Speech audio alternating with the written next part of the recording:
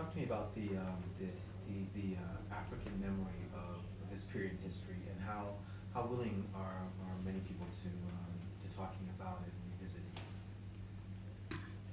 revisiting it? Africans remember enslavement so well. The research I've done shows that I've been involved in looking at Ghana in particular from 1990.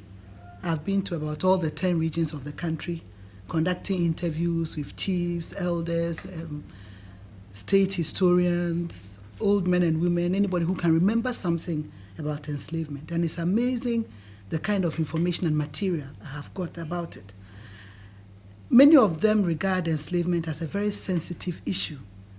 And what I've done is that in my research, I've tried to identify with the people.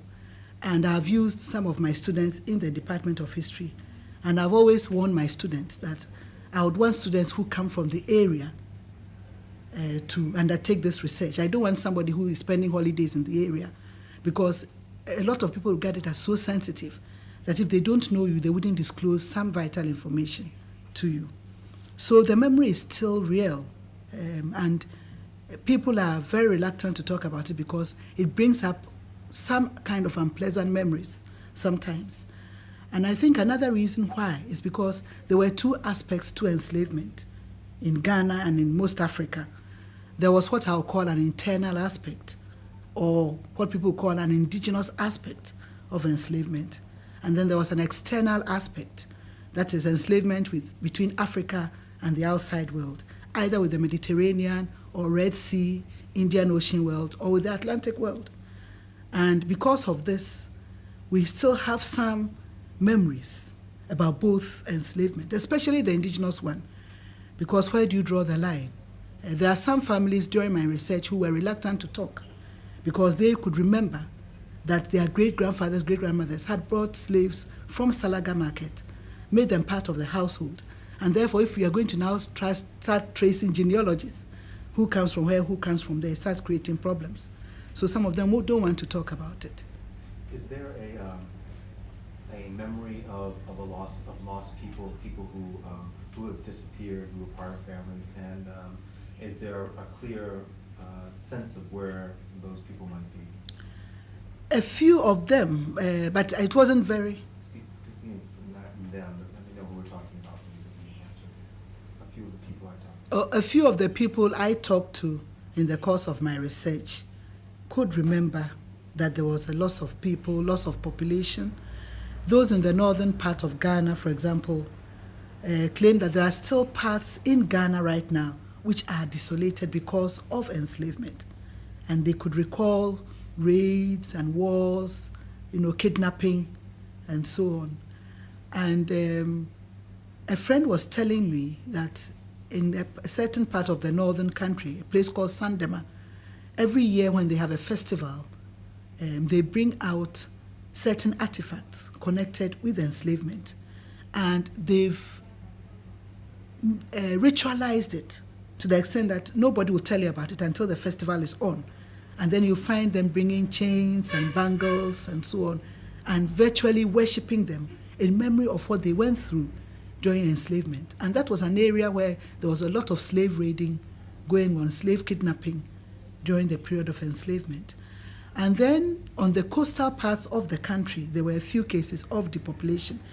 And there was one case in which an ethnic song in Ghana. Okay, Professor Kirby, talk to me about, looking back in time, how did the trade operate? How were people captured, and what happened to them once they were captured? The picture of the past enslavement in Ghana or Africa is one in which you find different means of acquiring slaves. I can identify about 5 major means of acquisition. The first was through warfare, and that was really a major means of acquisition. Now, I don't think we want to enter into that debate whether the wars were fought because of enslavement or enslavement was incidental to the wars, because there is still a disagreement. But what I have found in my own research as I talk to chiefs, elders, and so on, is that enslavement was incidental to the wars which were fought in Ghana. In other words, the wars were not expressly fought because they wanted to catch slaves. But there were several reasons for warfare: expansion, conquest, retaliation, aggression, and so on. And if you look through the history of the world from ancient times, you find that it was a practice that whenever you engage in a war and you became victorious, you take away prisoners of war. And inevitably, these prisoners of war became enslaved as a result. So it became an ancient practice which was carried on through the modern period.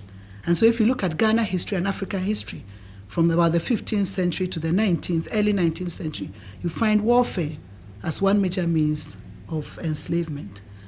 And it's very striking, especially when we come to Atlantic enslavement, because although warfare was a source of enslavement for both internal and external, you find that the external demand was so high that warfare played a very major role in it. And if you read some of the travelers' accounts and traders' memoirs, you find them mentioning sometimes that in the early 1700s, for example, there was a gentleman called Barbot, a French trader, and he said he had combed the whole of the coastline in Ghana and found only 8 slaves from east to west. But 2-3 weeks earlier, because there was warfare, somebody had gotten about 200 to 300 slaves. And you find them expressing these things in their memoirs as you read. And they seem to be sad that there is no war. So it created a very major means of providing slaves. So the first was warfare. The second major means was what I'll call direct purchase. There were several markets scattered throughout the continent and different parts of the country where people could go to and buy slaves. Now, I've realized as I've researched about the slave markets that people did not go, the markets were not solely for slaves, but there were other items also being traded in. But as you enter the market, you find places for foodstuffs, places for household wear, etc. And then you find perhaps a section of the market also devoted for a trade in human beings. And I've been amazed in the course of my research to find that I've discovered at least about 35 of such slave markets in Ghana alone. And every region in Ghana had at least 2 or 3 slave markets. And what is significant about this is that with respect to the indigenous enslavement, the ordinary person could go to any of the markets and buy a slave or two for personal use. And so the markets were the commonest source of acquiring slaves so far as the indigenous system was concerned. It also helped the external system, but warfare was the major source for the external system. And the markets was the commonest source for the ordinary person who would go to the market, depending on your demand and your personal requirement, to buy 1 or 2 or whatever number of slaves you wanted to buy. So that was the market source. And then the third source was through what I'll call raids and kidnapping. We find that different states in Ghana, the kings and chiefs would go to their neighbors and raid or kidnap people and enslave them. There was one particular state in Ghana called Akwamu, which was noted for this. In the 18th century, 2 of their chiefs organized bands just to raid and kidnap for the Atlantic enslavement. And there were reports that different parts of the coast in Ghana were also involved in raiding and kidnapping. And then the northern part of Ghana was also noted for a lot of slave raiding and kidnapping during the period of enslavement. So that was the third source. The fourth is what I'll call tribute. Tribute was when a state defeated another state and asked the defeated state to pay tribute. And in the past, normally you would look at what the state produced. For example, if it was a gold-producing area, you would ask the state to provide maybe so many ounces of gold a year as tribute. Or if they produced yams or any kind of foodstuffs, you would tell them to produce a certain quantity a year. And during the period of enslavement, especially when the Atlantic enslavement was introduced, the picture you get is that instead of asking only for foodstuffs, some of the kings and chiefs would also ask for human beings as part of the tribute. And especially Asante was noted for this. And Asante, for example, would ask Salaga for about 1,000 slaves every year, would ask some people from the coastal parts, Fante, Ga, to provide maybe another 500 or 300 slaves every year. So tribute was another means of enslavement. And the last means, I talked about 5 means, the last is what I'll call minor sources of enslavement. For example, if somebody owed a debt, he couldn't pay, he could be enslaved, or somebody was convicted of a crime, he could be enslaved, or sometimes through deception, people could be enslaved through deception. But these were very, very small instances of enslavement. Describe for me, give me a portrait of the kinds of people who were either captured or paid in tribute, or even found themselves victims of raids, who found themselves enslaved and were then a part of the mass of people who traveled across the ocean to the Americas. Yes. The kind of people who were enslaved was a broad spectrum, because normally if it was war or raids or kidnapping, they would move into a town or a village and conquer and take all the people. And when you read the documents, you find statements like they've dragged all the men, women, boys, and girls away. Sometimes you find that they've left the older men and the older women, but they've taken the young boys, the girls away. So you find that it's the people in the prime of their youth who are usually taken. And sometimes it goes through a series of processes. First of all, you raid a group or you engage in warfare, you bring en masse to your home, that is your capital, thousands of prisoners of warfare. And then sometimes they go through sorting, looking at what the indigenous requirement is. So you look at what you have, the men, the women, the boys, the girls, what your internal needs would be like. And then you decide that, well, for example, if you've got about 100 slaves and you have about 50 men, 50 women, or 25 men, 25 boys, 25 girls, 25, you will decide that maybe I'll leave 20, 24 in the state and send the rest away. Inevitably, what happened was that a lot of the younger people who were strong and who could work were those who were really demanded during the period of enslavement because of the kind of work people wanted them to do. So your needs determined the kind of people you would take. So you find a broad spectrum of people, young boys, girls, women, and men. And it is generally believed that Africans wanted more of the women than the men during the period of enslavement. So we have more women used internally and more men sent away on enslavement. But it also included women. Were the demands or the interests of the Europeans and their own needs for a workforce a part of whether men or women were the dominant group sent overseas? Yes, it was the external demand which created the kind of people they wanted. They wanted both men and women, but the preference was for men because most people wanted them to work in the mines, to work in the fields, and to do what people call the hard, back-breaking work. And normally they felt that it was the men who were stronger to do these things. So it was more of an asset to have men than women. And interestingly, as I go through this research, I found that for the Atlantic enslavement, the prices of men were usually higher than women. And for the internal enslavement, the prices of women were higher than men. So if you went to the slave markets, for example, you find that if there are men and women, the prices on women were always higher than the men because of the internal demand. And when the slaves moved to the coast to be shipped across the Atlantic, the men would put a higher price. The European and American merchants would put a higher price on the men than the women. And so that was the nature of the work determined the men and women you wanted, or the boys and girls you wanted. Was there a great difference between what you call the external slave enslavement and internal enslavement? And if there is, talk to me about the differences. Oh, there was a big difference. Let me say that there were some similarities and differences between the two systems. Similarities in terms of acquisition, how slaves were acquired, were the same for both internal and external enslavement. And I've mentioned 5 major sources: warfare, market, race and kidnapping, tribute, and minor sources. So this is where the similarity is. But the difference is, I've found, in treatment of slaves internally. Every ethnic group had rules about how slaves should be treated internally. And I've gone through oral history, sometimes proverbs, drum language, songs, trying to filter these things out. And I've come across about 8 or 9 rules about how slaves should be treated. Okay, I'm going to stop you right there and pick up. 75, take 1.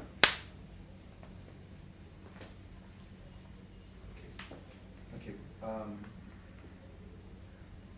We were talking about the you're giving profile of the people who were enslaved and coming over.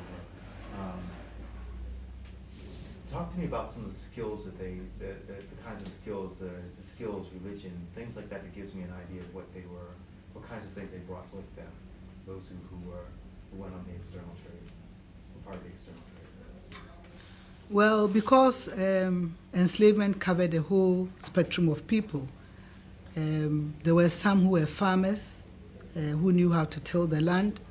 There were some who were artisans, craftsmen, iron workers, goldsmiths, could work in gold. There were some who could weave baskets. There were some who could make pots. And there were some too who were fishermen, who were on the coast fishing. There were some who were hunters, who could hunt. And there were some who were traders, who knew how to trade. So you had this broad spectrum of people being sent away on the Atlantic enslavement. And right now, people are still lamenting about the fact that Africa's development has lagged behind, partly because those who were biologically strong and economically productive were those who were sent on enslavement. So industry, trade, agriculture dwindled or came to a standstill in Ghana and Africa, while these skills were being transferred outside to help those outside. 75, take 2. Professor Purdy, we were talking before, you talked about how the trade, especially the external trade, you were getting to it a bit in the last answer, affected the economic and social development of Africa. But you also talked about how it had very, very specific ways that it affected things like families and relationships, and then it created a whole era of fear and suspicion around the Atlantic trade. Talk about that and what the impact of the trade on Africa, especially this part of Africa. Yes, there were several effects of the Atlantic enslavement on Africa, and especially in Ghana. One of the glaring effects was that of depopulation in several parts of the country. Because there was increased warfare, increased raiding, increased kidnapping, we have different parts of the country being depopulated and desolated because of this. And then because of the increased raids and kidnapping, there was also a lot of insecurity and fear during the period of Atlantic enslavement, because you wouldn't know what would happen when you go to bed in the night, or what would happen if you are going on your way to trade, because there were people who were kidnapping both during the day and in the night. Some would lay ambush just because of the Atlantic demand. And the Atlantic enslavement also affected family ties and social relationships, because people could be enslaved through deception, and that was not a pleasant idea at all. I read in the Danish records of a case in which a man from Akwemu went to the Danish fort at Osu and wanted to buy some goods. And after looking at all the goods in the warehouse, he indicated that the Danish people had so many beautiful goods, but he did not have money to pay for these goods. And then he decided somehow that he was going to exchange his wife in return for these goods. So he made an arrangement with the servants in the castle and told them that he was going to do this. About an hour or two later, he came with the wife, and they went through the warehouse selecting the goods. And you know how women are so excited about buying things. She bought all kinds of things, not knowing that she was going to be exchanged for the goods. So when they finished taking the goods, there was a scuffle between the Akwemu man and the servants. It was an arranged scuffle. And then they chained this woman and took her away. And there were several cases of this kind of deception. So if my husband could do that to me, then I couldn't even trust my husband, because I wouldn't know what would happen next. And there were cases where, during court cases, where previously in the indigenous enslavement, somebody would be asked to pay a fine for an offense committed. Because of Atlantic demand, instead of a fine, the person would be sold into slavery. So it affected justice, even the administration of justice. And there were some cases where kings and chiefs could even enslave their brothers because instead of asking the person to pay a fine, he would send him to enslavement. There was this case in Komenda where the king enslaved both the brother, the wife, and the children because the brother had committed an offense. And previously he would have been asked to pay a fine, but he enslaved him through the Atlantic means because of this. So there was a lot of suspicion, a lot of insecurity, and a lot of fear during the period of enslavement because you wouldn't know what would happen next. So it wasn't a pleasant time at all. It also affected industry, agriculture, because most of the people who would be stronger to work were taken out to go and work for other people in other lands. So we find that agriculture declines, and then it also affects industry because the gold mining industry is affected, salt making is affected, iron working, a lot of industry grinds to a halt because of Atlantic enslavement. And this was not a pleasant experience at all for Africa. Stop for a second. Okay. 75, take 3. Okay, tell me the story again about the man who goes with his wife to buy goods. There was this story which happened around the 17th, early 18th century in Accra, where there was a man from Akwemu who went to the castle at Tusu, the Danish castle, and wanted to buy some goods. And he looked through the warehouse and told the Danish governor, "Oh, you have so many beautiful goods, but I don't have money to pay for them." And then something went through his mind. He decided that he would exchange his wife for the goods. So he agreed with the castle servants that he would bring his wife and exchange the wife for the goods. So in about an hour or two, he came back, went around with the wife, picking all the goods in the warehouse. And you know how women are so excited about shopping and buying. This woman picked all kinds of goods. Then as soon as they finished, there was a pre-arranged scuffle between the Akwemu man and the servants. And the woman was chained and exchanged for the goods. So this kind of deception, if a man could do that to his wife, then it meant that during the period of Atlantic enslavement, you could not trust anybody. You could not trust your husband because you didn't know what would happen. So this was a period of real mistrust, suspicion, and fear. Cut for a second. Rolling. Mark. 75, take 4.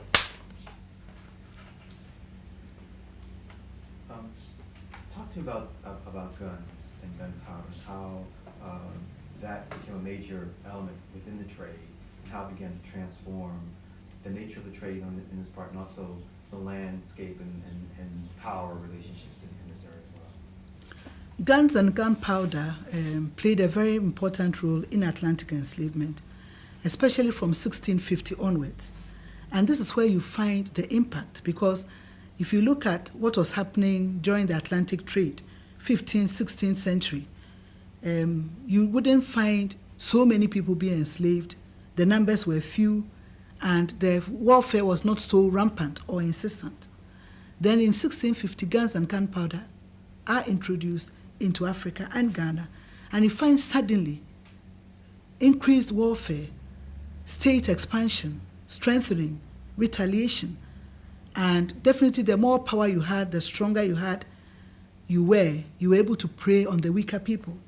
So we find that some states, the states which were able to buy more guns and gunpowder, expanded, were stronger, preyed on the weaker ones, and the states which were not so wealthy to buy the guns and gunpowder became the victims.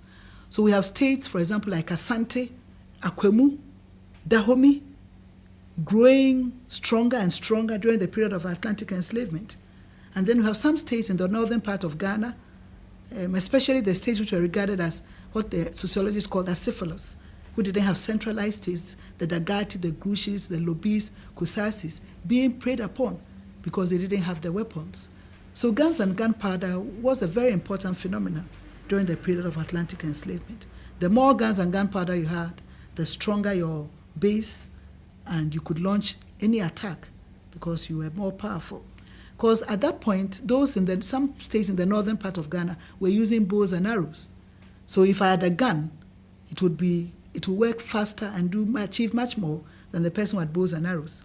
So the people in the north were real victims during this period of Atlantic enslavement. We have a few testimonies of actual capture and in Africa, and one of them is Equiano's story. He tells the story of kidnap. How would a kidnapping like that work? And I know he gives us an example, but how is it similar to what you found in terms of that type of capture? Kidnapping could have been of various forms. It could be during the day, it could be in the night. And sometimes you'd be going out to trade, for example, and there will be people who had laid ambush solely to kidnap. So you could be caught while you are on your way to trade, or you are on your way to the farm, and you find that somebody has laid ambush, he catches you and runs away with you.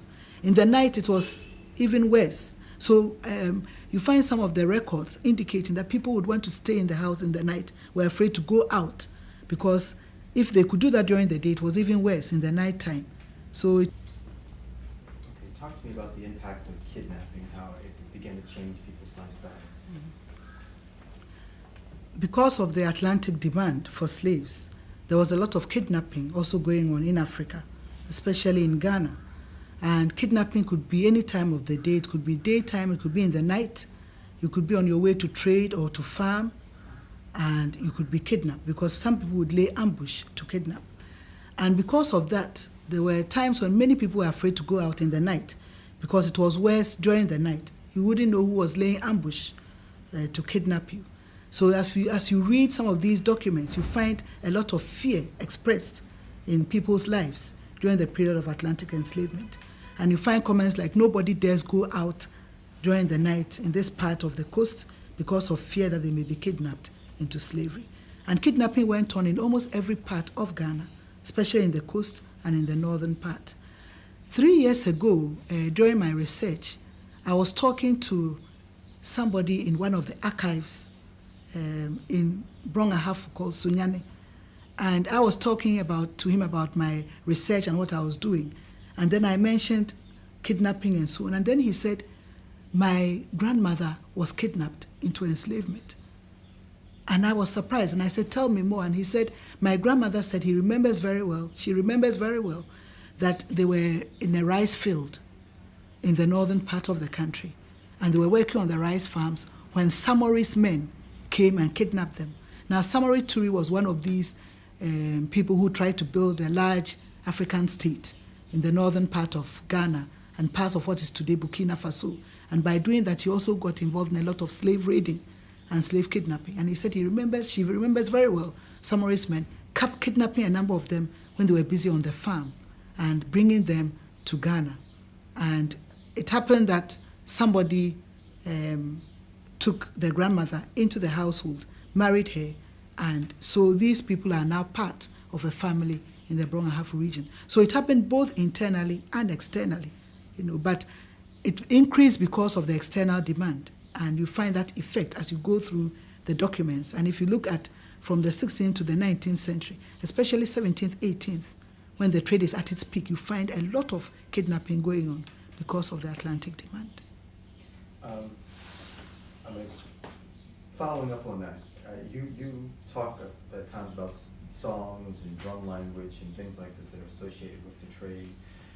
Have you recovered songs or things that are laments to these people who have disappeared?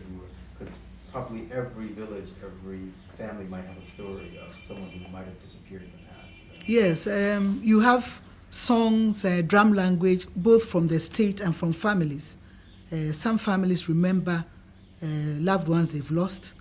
Some of the states also recount, especially when it becomes a state affair, maybe warfare or kidnapping or raiding, and you find a whole host of people being taken away. You find that some of the states record these in their songs. There's one song among the Ga in Accra where they mention that in the 17th century they've lost everybody, and it's a long song. And then they mention the different families. And then they mention the family and say, where are your boys and girls, men and women? They've snatched them all away. They mention another family and they say, where are all your men and women? They've snatched them all away. So those songs are also there. Then you find some of the drum languages mentioning this. In fact, some of them not only mention the loss of people, but they also show where they come from. For example, in Asante, there's one drum language which says, Oto misrem, nananso to misrem empensa, which says that he bought me from the north. Nana, or the chief, bought me from the north for 3,000 kola nuts. So it also talks about how they were acquired and sometimes how they were treated. And then we have a lot of proverbs and sayings about how slaves were treated internally.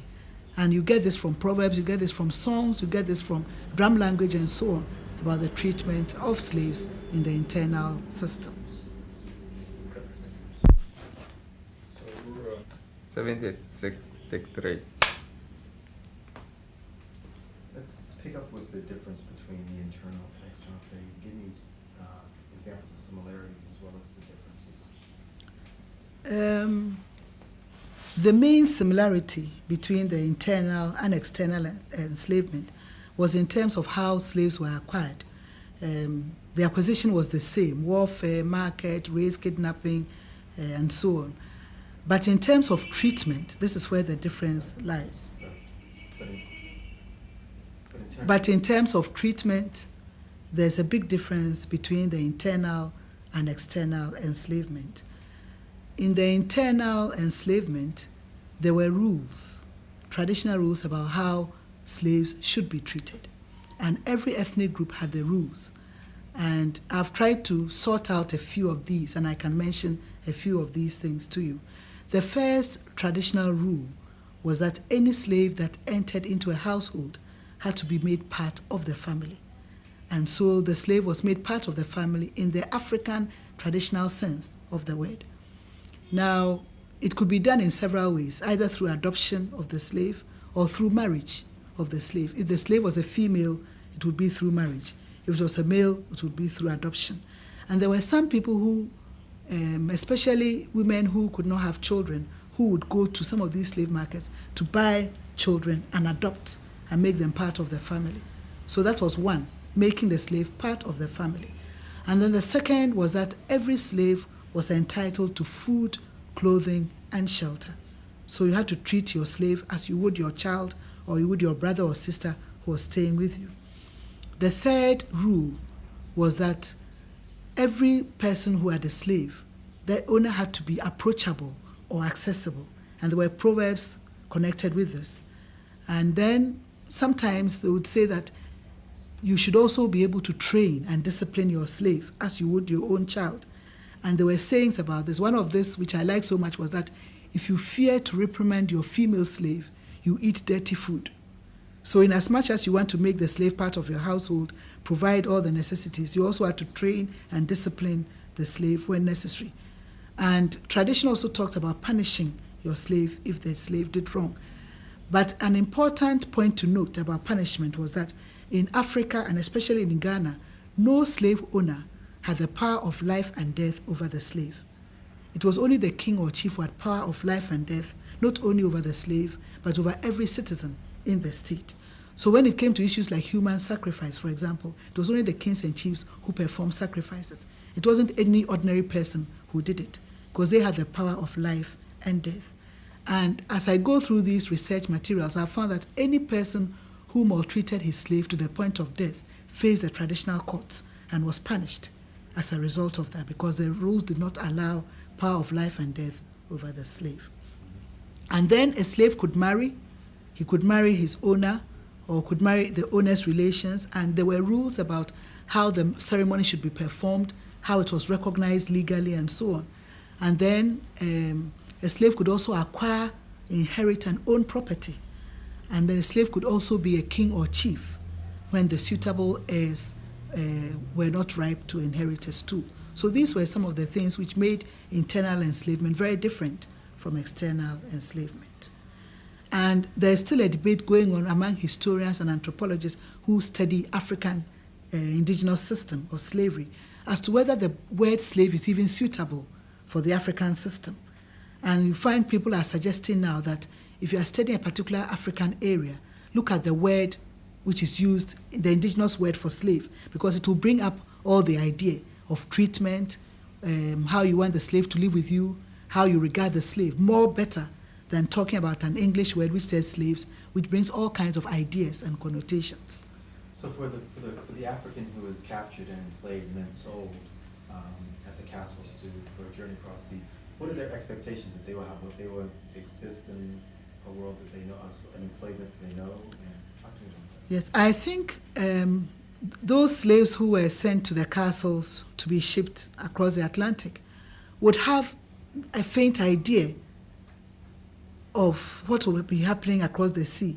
From what we know in our internal system, they'll think that they're going to be treated the same way. They're going to be made part of the family. They could inherit and acquire property. They could marry and so on. And I'm sure many of them got a shock when they went out. And the journey began, if you look at what happened in the castles, which was purely an European administration, you find that that is where perhaps some of the slaves will get their first cultural shock, because they'll realize that right in the castle is a different administration from what happens outside the castle in the African internal state system. And I've realized also that if many of those who went out, that is across the Atlantic, were able to come back to tell their story, perhaps the reaction of the chiefs and people to enslavement would have been different, because hardly anybody came back to tell the story. Some who came back came during the period of abolition, when there was a lot of hue and cry already about stopping the slave trade. So those who came back to tell the story came at a time when a lot of harm had already been done. But when the harm was being done, if the kings and chiefs knew that the treatment was different, perhaps the attitude would have also been very different. I read a portion, an interview between one of the Asante chiefs and somebody who went to Asante in 1817. And the Asante chief was called Osei-Bonsu. And he was asking why the Atlantic enslavement had been abolished. It had been abolished by Britain in 1807. And this was 1817. And he was beginning to feel the impact, because Asante was still engaged in a lot of warfare. So the problem was, what do I do? Okay, I want to pick that up. Mark. 77, take 1. Okay, let's pick up with, we were talking about people not coming back to tell, and you were about to tell me a story, an Ashanti story. Yes. Okay. In 1817, there was this British traveler to Asante, and he spoke to the Asante Hine at that time called Osei-Bonsu. And Osei-Bonsu was asking why the British had abolished the Atlantic enslavement. Britain had passed a law in 1807, and this was 1817, and Asante was beginning to feel the effects of the Atlantic enslavement abolition, because Asante was still engaged in a lot of warfare, so there were still a lot of prisoners of war. And this is where you see the relationship and the effect of Atlantic enslavement, because it would have been an easy access. You know, there would be access on the coast for all these slaves to be shipped. Now Asante was torn with what to do with all these prisoners of war. And then this envoy tried to explain to the Asante Hine that we stopped because he looked at the humanitarian reasons. It was bad, it caused warfare, it did this, it did that. And the Asante chief was very surprised. He said, "Oh, did you know this all along when we were involved in this trade all these years? But we didn't think it was bad."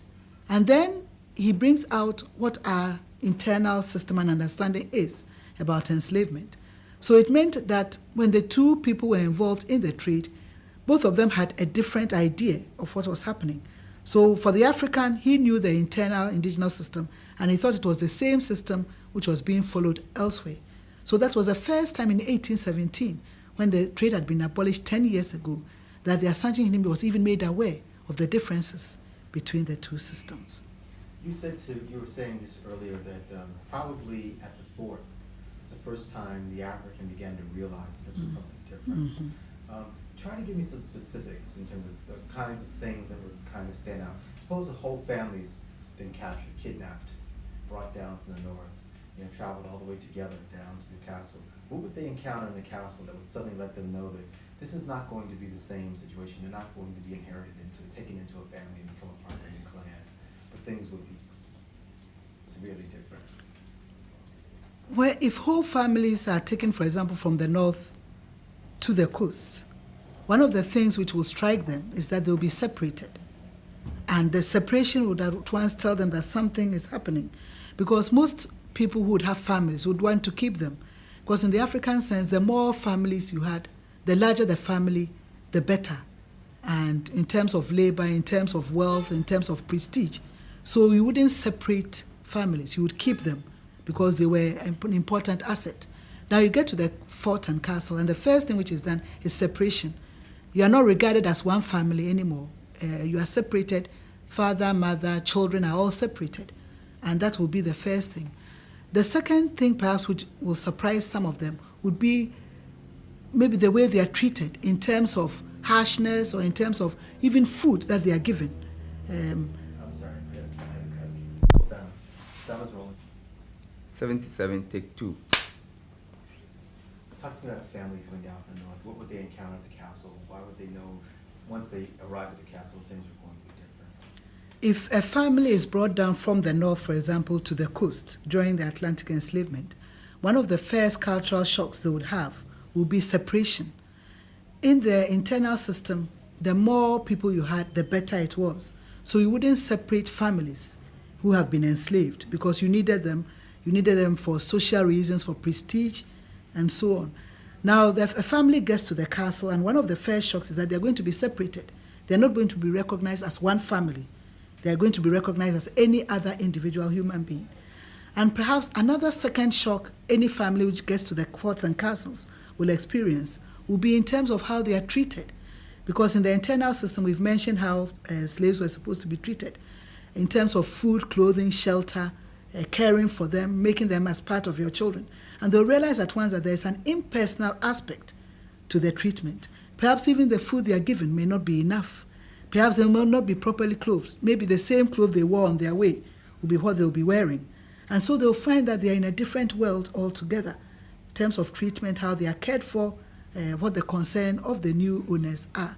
And I'm sure that would have given them a sign that they are in for something very, very different. And of course, if they are shipped across the sea, we know the story already. The experience in the ship, the long journey, and what happens outside, it's another further cultural shock. And what saddens me about this whole thing is the fact that people cannot come back to tell the story. They come back when it's very late, when abolition is in the way, to tell the story that this is very, very different from what we know.